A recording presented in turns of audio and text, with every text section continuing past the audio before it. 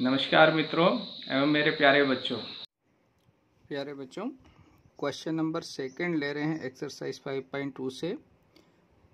Choose the correct choice in the following and justify. यानी आपको यहाँ पर दो पार्ट दिए इस क्वेश्चन में। हम पहले फर्स्ट पार्ट ले रहे हैं।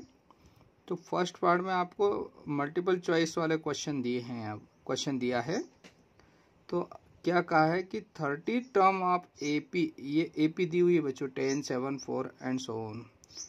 तो इसका 30th टर्म यानी A30 क्या होगा आपको, यानी 30वां पद निकालना है। और आपको एपी दिया है तो एपी से आपको क्या मालूम है, ए मालूम है और डिफरेंस निकाल सकते हैं। तो कॉमन डिफरेंस और ए मालूम हो गया और ए एन मालूम है और ए एन निकालना है आपको। तो और इनमें से कौन सा करेक्ट होगा वो आपको बताना है। तो पहले आंसर हमको पता करना पड़ेगा। तो उसके लिए हमने क्या करा प्यारे बच्चों, according to the question AP जो दी हुई वो लिख लिया हमने।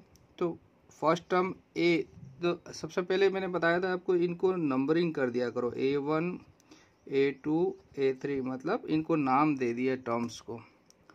तो फर्स्ट टर्म जो रहती है वही ए कहलाती है, तो 10 हो गया फर्स्ट टर्म। कॉमन डिफरेंस क्या है इन दोनों में से, यानी बाद वाले में से पहली वाली टर्म माइनस करना है। तो 7 माइनस 10 किया आपने तो आपको कितना मिला बच्चों, -3। यानी कॉमन डिफरेंस आपका -3 आ गया। और नंबर ऑफ टर्म्स उसने कहा 30 हो जाएगी, क्योंकि 30वां पद निकालना है तो एन की जगह 30 लिखेंगे हम। और ए एन का फार्मूला मालूम है हमको, A n = A + n - 1/2d। तो एन का वैल्यू 30 है ना, A30 निकालना है आपको बच्चों। ए का वैल्यू आपके पास है 10 प्लस n है 30 -1 × डी जो डिफरेंस आया है माइनस, तो इसको ब्रैकेट में लिखना है, ध्यान रखना जब भी नेगेटिव नंबर हो ब्रैकेट में लिखिएगा। तो इसको सॉल्व करा आगे हमने, तो ये हो गया 10 + 29 × -3 है ना। तो ये हो जाएगा 80, ये 10 - 87 है ना। इसका 29 का 3 में मल्टीप्लाई करेंगे तो 87 मिलेगा। तो 10 - 87 है बच्चों। तो 10 में से ये एक प्लस का एक माइनस का, तो ये सब्ट्रैक्ट हो जाएंगे आपस में। और कौन सी संख्या मिलेगी आपको, जो बड़ा साइन है वो, यानी -77। तो आपका जो रिक्वायर्ड आंसर होगा वो -77, यानी सी इज द करेक्ट आंसर होगा आपका। बच्चों सेकंड पार्ट ले रहे हैं। सेकंड क्वेश्चन का सेकंड पार्ट है, आपको दिया है 11th term of the AP. AP की जो ये एपी दी हुई है -3, -1/2, 2 एंड सो ऑन है ना। इसकी 11th टर्म निकालना है, यानी इसका 11वां पद निकालना है आपको। देखिए फर्स्ट टर्म -3 हो जाएगा, कॉमन डिफरेंस हम निकाल लेंगे इसका। अब इनमें से कौन सा करेक्ट आंसर है ये बताना है। मल्टीपल चॉइस क्वेश्चन है आपका ये। तो गिवन में हमने एपी नोट कर लिया -3, -1/2, 2 एंड सो ऑन। तो इसको हम नाम देंगे A1, A2, A3 and so on. तो फर्स्ट टर्म हो गई A1 मतलब A।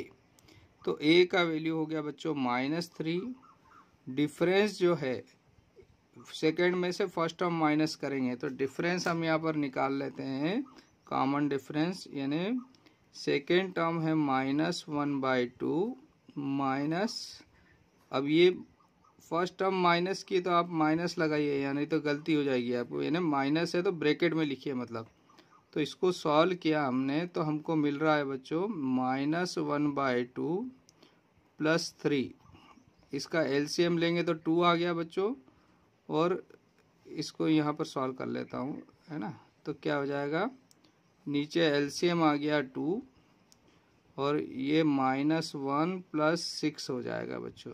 2 3 जा 6, यानी आपका कॉमन डिफरेंस आ गया कितना बच्चों, 5/2। यानी डी बराबर आपको 5/2 मिल गया। और एन जो है 11th टर्म, यानी एन का वैल्यू 11 दिया हुआ है आपको।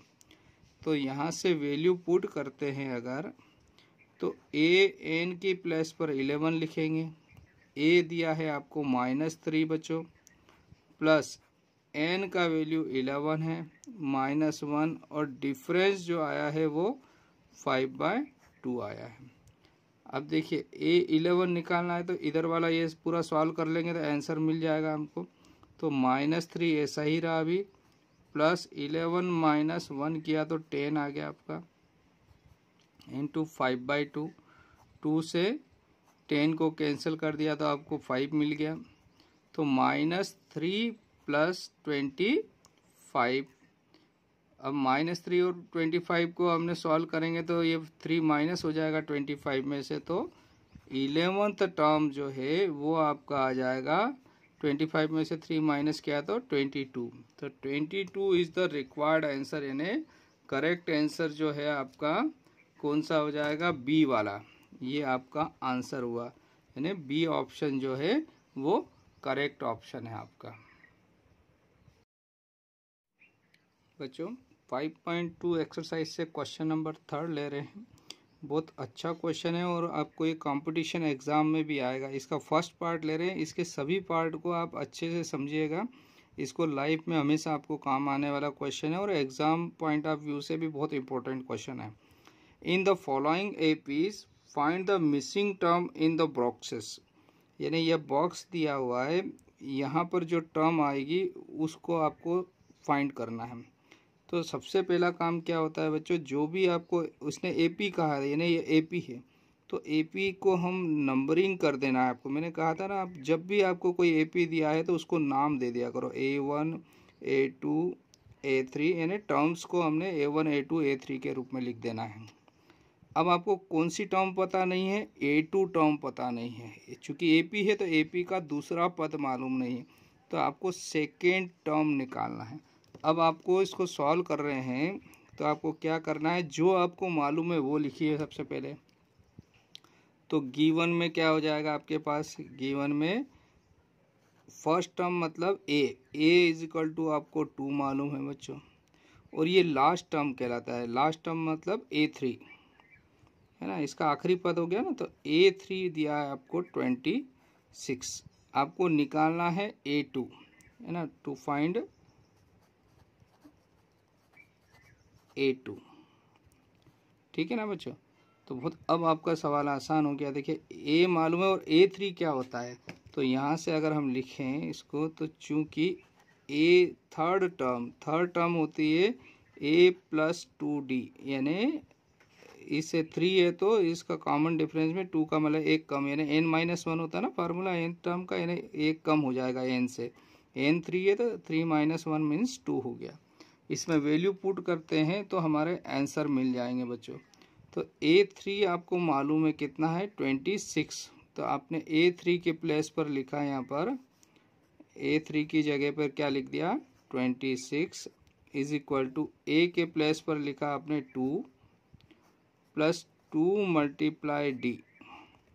तो ये 2 इधर सब्ट्रैक्ट होगा बच्चों, तो सब्ट्रैक्ट किया हमने यहाँ पर, तो 26 - 2 हुआ is equal to 2D।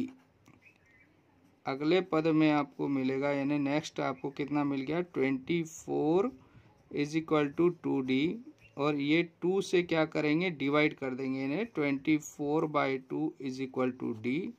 This implies यहाँ से D का वैल्यू आ गया बच्चों 12।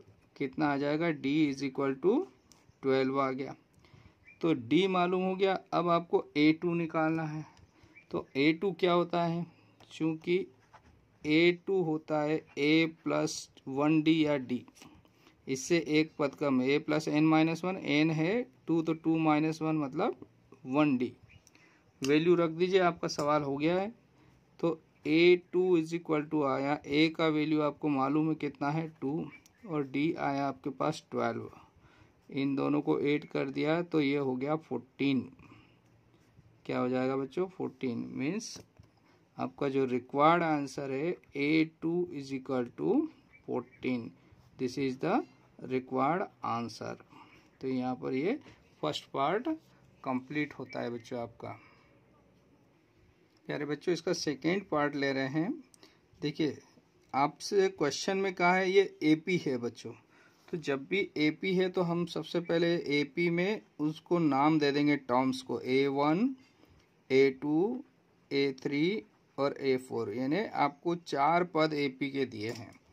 तो हम यहाँ पर लिखेंगे गिवन में, तो गिवन में आपको क्या दिया है, A2 है बच्चों 13, A2 कितना हो जाएगा 13, और क्या मालूम है A4 हो गया 3, और आपको निकालना क्या है, to find A1 and A3, ये दो निकालना है आपको। तो जो मालूम है उसका यूज़ करना है, यानी आपको जो साधन दिया उसी का तो इस्तेमाल करेंगे हम। तो चूंकि A2 बराबर होता है बच्चों क्या, A+D, ठीक है ना।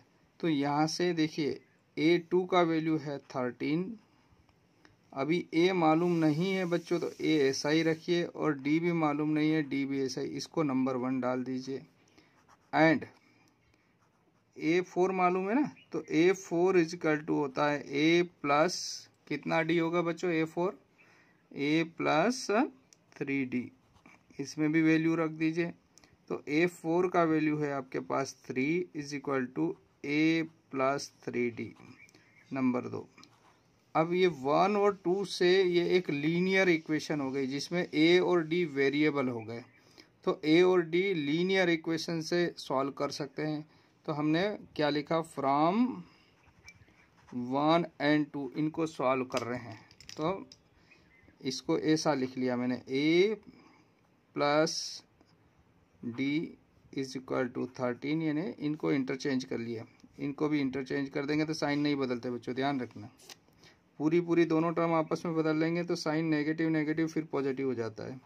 A+3D इज इक्वल टू 3, ये फर्स्ट सेकेंड हो गई, सब्ट्रैक्ट कर रहे हैं तो माइनस, ये भी माइनस, ये भी माइनस, ये कैंसिल हो गया बच्चों। तो ये D प्लस का है, ये 3D माइनस का है, तो प्लस माइनस कैंसिल हो जाएंगे एक एक, और बचेगा कितना, 2 माइनस का बच जाएगा, और यहाँ भी प्लस माइनस यानी 3 से 3 हट जाएगा तो 10 प्लस का बचेगा। तो दिस इम्प्लाइज D बराबर आ जाएगा 10/-2, मतलब आ गया -5। तो D का वैल्यू -5 मिला, तो पुटिंग लिख दीजिए आप, putting D is equal to -5 in equation first. तो देखिए फर्स्ट इक्वेशन है आपकी क्या हो जाएगी, A+D बराबर 13, तो A+D का वैल्यू है -5 इजकल टू 13, -5 उधर भेज दिया, तो this implies A is equal to कितना हो जाएगा प्यारे बच्चों, देखो फिर से देखिए, A+D इजकल टू 13, D का वैल्यू -5 रखा, और ये 13, तो -5 उधर ट्रांसफ़र कर रहे हैं, तो क्या हो जाएगा यहाँ से 13 -5 उधर जाकर प्लस हो जाएगा, तो 18 आ गया, means A is equal to 18 हो गया आपके पास एक आंसर। और एक और दूसरा D बराबर कितना मालूम हो गया, and D is equal to आपके पास है -5। ये A और D मालूम हो गया बच्चों, तो हम जो पद चाहिए वो पद निकाल सकते हैं AP का। तो आपसे रिक्वायर्ड करा था, सो देयरफॉर आपसे टर्म पूछी थी A1, तो A1 होता है बच्चों A, और A का वैल्यू है 18, तो ये फर्स्ट आंसर तो आ गया आपका, ये एक आंसर हो गया, ठीक है बच्चों, ये फर्स्ट टर्म हो गई। एंड और आपसे पूछा था थर्ड टर्म A3 होता है बच्चों A+2D, A का वैल्यू है बच्चों 18 + 2 × D का वैल्यू है 5, इसको सॉल्व किए हम तो 18 - 10 मीन्स 8, तो A3 इज इक्वल टू आ गया है प्यारे बच्चों 8। ये आपका सेकेंड आंसर, यानी जो आपको बॉक्स दिए थे, यानी जिसमें मिसिंग टर्म था, तो मिसिंग टर्म 2 थी, A1 और A3, तो 18 और 8 हो जाएगा, यानी यहाँ पर आपका 18 आ जाएगा, और A3 आ जाएगा 8। ये मिसिंग टर्म्स हो गई आपकी। तो यहाँ पर क्वेश्चन नंबर सेकंड, तो आपको सबसे पहले क्या जो AP दिया है उसको अगर आप नाम दे देंगे तो आपका 50% काम हो जाएगा बच्चों।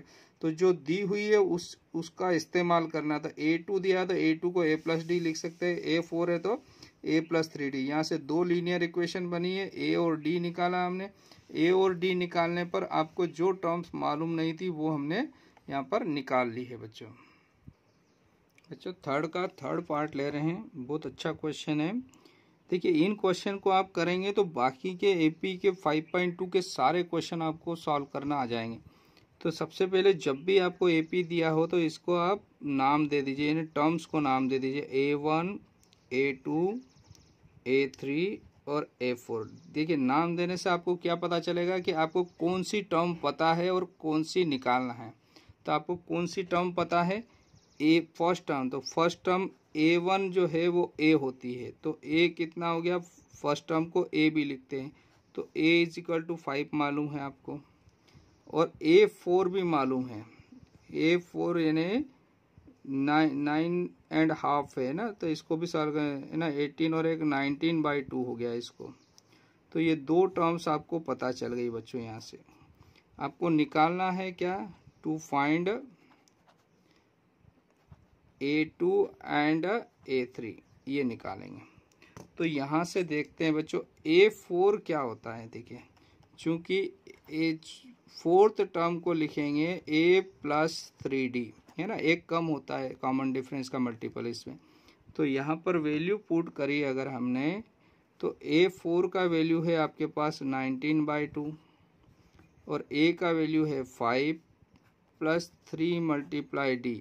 तो यहाँ से 5 को माइनस उधर LHS में ट्रांसफ़र करें तो ये हो गया 5 = 3D। इसका LCM ले लिया, तो LCM लेके इसको सॉल्व किया हमने, तो नीचे तो LCM 2 आ गया बच्चों इन दोनों का, और ये हो गया 19 और ये हो गया 10 = 3D। दिस इम्प्लाइज यहाँ से मिला आपको 9/2 = 3D। 3 नीचे ट्रांसफ़र हो जाएगा, तो 9/2 × 3 = D। 3 3 9। तो आपको यहाँ पर D का वैल्यू मिल गया। दिस इम्प्लाइज D हो गया 3/2। कितना हो गया बच्चों D का वैल्यू, 3/2। आपने यहाँ से D का वैल्यू निकाल लिया 3/2। नेक्स्ट अब आपको A मालूम हो गया बच्चों, A दिया है 5, D दिया, A और D मालूम है, तो जो टर्म मालूम नहीं वो हम आसानी से निकाल सकते हैं। तो इसलिए A2 क्या होगा, तो A2 होता है बच्चों A+D। इसमें वैल्यू पुट करते हैं, तो A का वैल्यू है 5 प्लस D का वैल्यू है 3/2।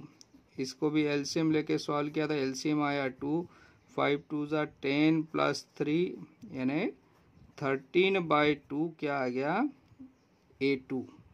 तो A2 = हो गया बच्चों 13/2। This is the required answer. First जो आपको मिसिंग टर्म्स दी वो। नाउ अब क्या होगा, आपको निकालना था बच्चों A3। A3 होगा बच्चों A+2D। इसमें भी वैल्यू पुट कर दिया आपने, तो A है 5 + 2 × D है 3/2। 2 से 2 कैंसिल हो गया, तो ये आ गया आपको 5 + 3 8। मीन्स A3 जो है वो आपको मिल गया है 8। तो आपकी थर्ड टर्म जो है वो पूछी थी वो हो गई 8। तो आपका जो रिक्वायर्ड आंसर जो है वो क्या क्या हो गया बच्चों, एक तो हो गया आपका A2 जो है, A2 आपका 13/2 आ गया। इसको चाहे तो मिक्स फ्रैक्शन में भी चेंज कर लेना, नहीं भी तो कोई दिक्कत नहीं, ये हो जाएगा 13/2। और A3 जो है वो आपको 8 मिल गया। तो ये आपके रिक्वायर्ड आंसर हुए बच्चों।